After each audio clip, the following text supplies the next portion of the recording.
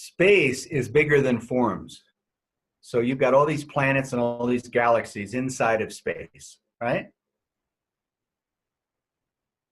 So galaxies, planets, they all come and go. That's like the software program. You identify yourself with the software program of who you are, which has parts that are in fact not good enough. And you attempt to deny that and say, no, I am good enough. But that's more your transcendental self. In your relative self, you're just in process. So to get to step 2 and step 3, or to get to the experience of grace, unconditional love felt in your body, you've got to tell the truth about unmet needs.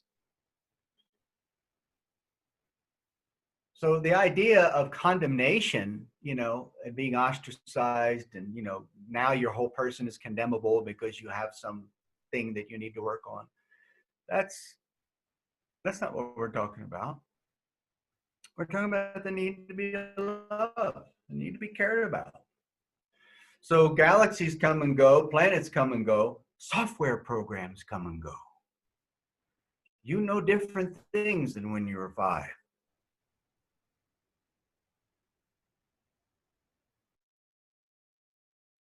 We forget the beauty of war, and we need somebody to care about us. So you get the book and you get the video and you take the class and you get that.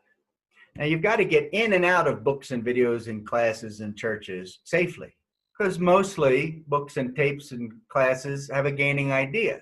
They want to sign you up. You got to ask yourself, you're a coach and a teacher and all of that, are you doing what you do to give, or are you doing what you do to get something? Okay. So when you come clean, as it were, in step 1, and say, yeah, I do that sometimes. Now you can it's like opening the window to a stuffy room. Now you can start to get fresh air in there. If you don't have a need, or if you don't have something you need help with, if you don't have something you're working on emotionally and behaviorally, which we all do, we're all the same that way. If you don't admit that and try to go beyond it, then the grace is not going to be present, because you're telling a lie. You're saying I'm not in process. You're saying I'm just transcendental. Then you can't have a body. Then you don't live no more.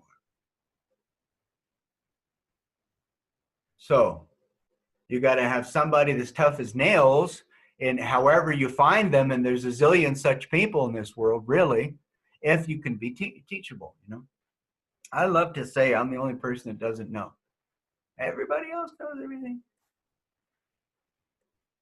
So I love playing stupid. I really do. I'm very happy about my ability to do that, because all the time I'm sort of telling the truth. I don't know. I don't really understand.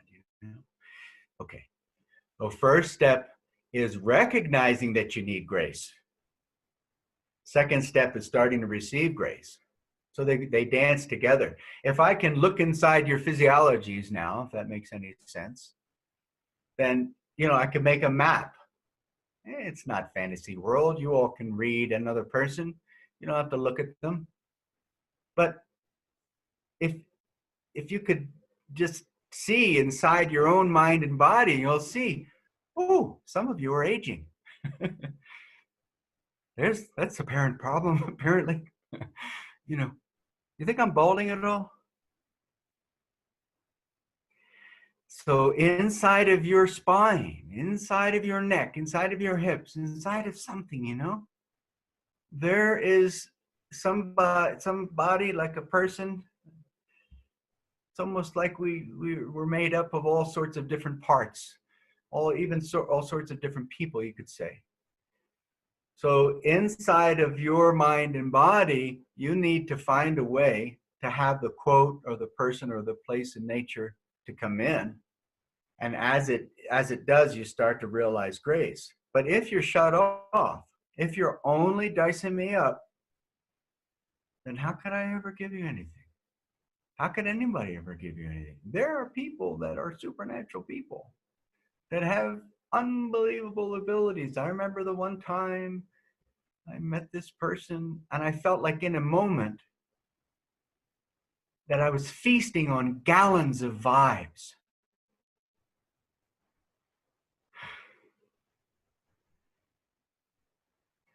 You see, we all can find that beauty inside the other person.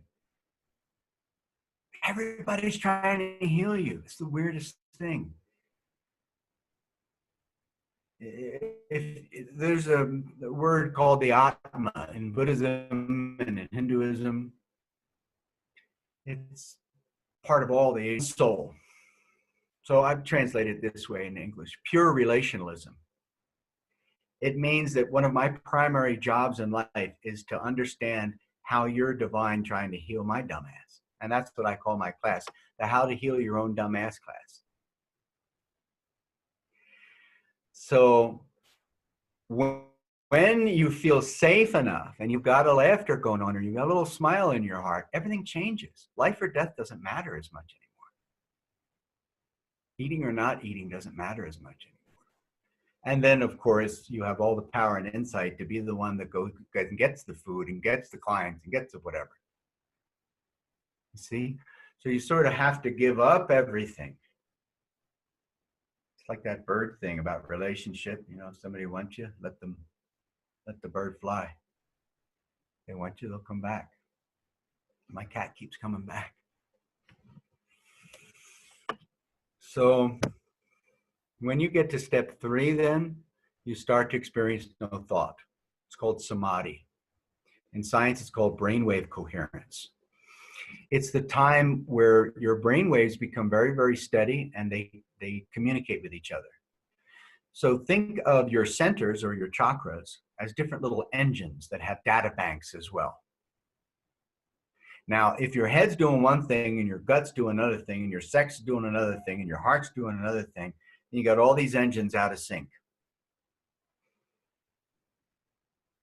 If you feel like you've tapped into some type of energy that can feed you, because you're all starving, we're all starving, and it's emotional more than anything else.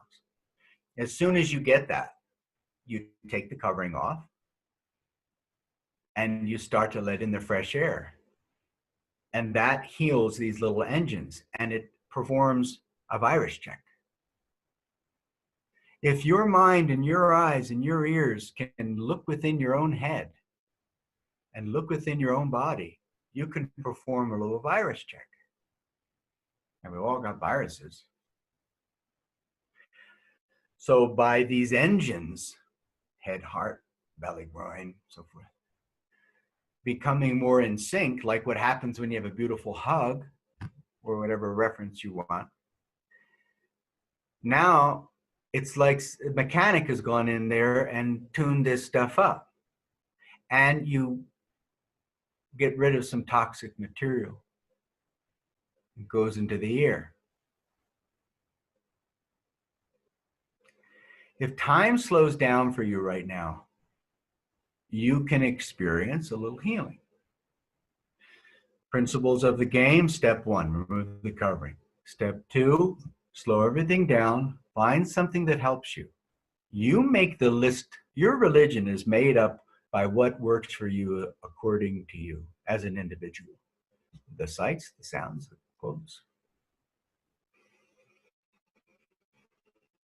To lengthen the brain waves, to lengthen your attention span and not think that you have to go do something else is the real challenge. To forget your fear about everything and everyone and everywhere and just soak in that beautiful scene in nature, for example. This starts the journey, but more time has to be given to it.